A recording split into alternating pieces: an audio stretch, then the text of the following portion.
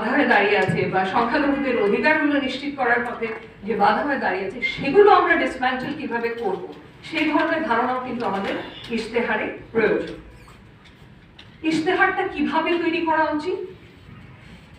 ইশতেহারটা মূলত তিনটা জিনিস আমাদের এনশিওর করতে হবে। প্রথমত পাবলিক পার্টিসিপেশন, যে সাধারণ মানুষ যাতে অংশগ্রহণ করতে পারে। আমি দেখেছি যে জামায়াত ইসলামের ওয়েবসাইটে একটা ব্যতিক্রমী একটা উদ্যোগ নিয়েছেন। ওনারা বলেছেন যে হোয়াটসঅ্যাপ এবং ওয়েবসাইটের মাধ্যমে সংগ্রহ করবে সাধারণ মানুষের মতামত এই ব্যাপারে। সেটা একটা ভালো পন্থা, এটা অনেক জায়গায় অবলম্বন করা হয়। তাছাড়াও আরো অনেক পন্থা আছে, আপনি কনসালটেশন অর্গানাইজ করতে পারেন, সুশীল সমাজের ইনপুট নিতে পারেন, নানা ধরনের ডায়ালগস প্যানেলস গঠন করা যেতে পারে। তারপরে দরকার হচ্ছে পলিসি এক্সপার্টস, যে আমাদের যে ইশতেহারগুলো তৈরি হবে সেখানে পলিসিগত এক্সপার্টিজ ক্রিটিক্যাল। অফকোর্স ইলেক্টেড যে দলের অফিশিয়ালস আছে তাদের ইনপুটও ক্রিটিক্যাল। সো এই তিনটা গ্রুপের সমন্বয়ে কিন্তু ইশতেহারগুলো তৈরি করা উচিত। এখন যদি চলে যাই যে আমাদের বাংলাদেশের প্রেক্ষাপটে, তো আমরা দেখেছি যে রাজনৈতিক দলগুলো হয়তো অতীতে অনেক বিশেষ কথাবার্তা বলেছেন, আকাঙ্ক্ষামূলক ভাষা ব্যবহার করেছেন।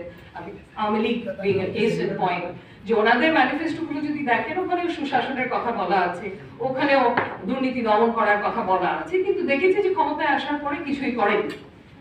সো এটা একটা বড় ধরনের সমস্যা, যেটা আমরা কিভাবে অ্যাড্রেস করব আমার সঠিক জানা নেই।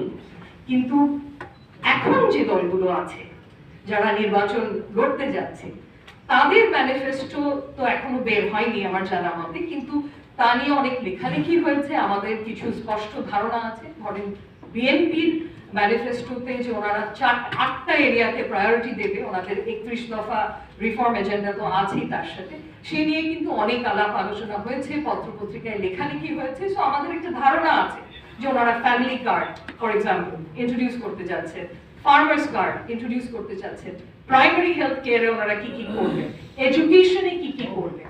হ্যাঁ, এই পলিসিগুলো কি দুর্বল হবে নাকি এগুলো স্ট্রং পলিসিস হবে, এগুলো দুর্বলতা কি কি সেটা একটা ডিফারেন্ট আলোচনার বিষয়বস্তু। বাট আমি যেটা বলতে চাচ্ছি যে এগুলো আউট দেয়ার, আমাদের সবার সম্মুখে, সবাই এটা নিয়ে আলোচনা করছি, কিন্তু অন্যান্য যে দলগুলো আছে আমি কিন্তু এখনো কোনো ধরনের পলিসি ইন্ডিকেশন পাইনি। আমি হয়তো মানে আকাঙ্ক্ষামূলক কথাবার্তা পেয়েছি যে নারী মর্যাদা, জামায়াত বলেছেন যে নারী মর্যাদা নিশ্চিত করবেন ওনারা, নারীর নিরাপত্তা নিশ্চিত করবেন ওনারা। কিভাবে করবেন এ ব্যাপারে আমার জানা মতে আমার চোখে পড়েনি, হয়তো এখানে অনেকেরই চোখে পড়েছে, বাট আমার চোখে পড়ে। সো পলিসিগত আপনারা কি কি করবেন, কি ধরনের পরিবর্তন আনবে সেই ব্যাপারে যদি এখনো নির্বাচন একদম অ্যারাউন্ড দ্য কর্নার, এখনো যদি আমাদের কোনো ধরনের ধারণা না থাকে, এটা কিন্তু আশঙ্কাজনক। এটা আশঙ্কাজনক। হ্যাঁ, হতে পারে পলিসিগত ইন্টারভেনশন যেগুলো প্রপোজ করছেন সেগুলোর অনেক দুর্বলতা আছে, ঘাটতি আছে, সেটা ভিন্ন আলোচনা। কিন্তু আমি যদি নাই জানি যে সেই ইন্টারভেনশন গুলো কি, তাহলে আমি আলোচনাটা কি করব? তাহলে আমার সিদ্ধান্তটা আমি কিভাবে নেব যে আমি কাকে ভোট দেব? বা সিদ্ধান্তটা হয়তো তাহলে খুব সহজ হয়ে যায়, যেভাবে আপনারা দেখেন না কেন বিষয়টাকে। তো শেষে আমি আর বেশি লম্বা করব না আমার বক্তব্য, এতটুকুই বলবো যে ইশতেহারগুলো আসতে যাচ্ছে সেগুলো আমার এক্সপেকটেশন বাংলাদেশের একজন নাগরিক হিসেবে হচ্ছে যে পরিমাপযোগ্য যাতে হয় রেকমেন্ডেশন গুলো, তারপরে সেগুলো যাতে সময়সীমা নির্ধারিত হয় কিছু দূর হলেও, যে একটা টাইম বাউন্ড, যে এতটুকু সময়ের মধ্যে আমরা এটা বাস্তবায়ন করব।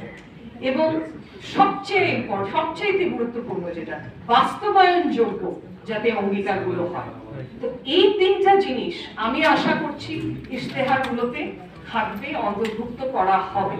আর যদি না করা হয় কোনো রাজনৈতিক দলের ইশতেহারে, তাহলে তো আমরা আমাদের ভোটাধিকারের মাধ্যমে সেটার কনসিকুয়েন্সটা দেখিয়ে দেব বাংলাদেশের কাছে।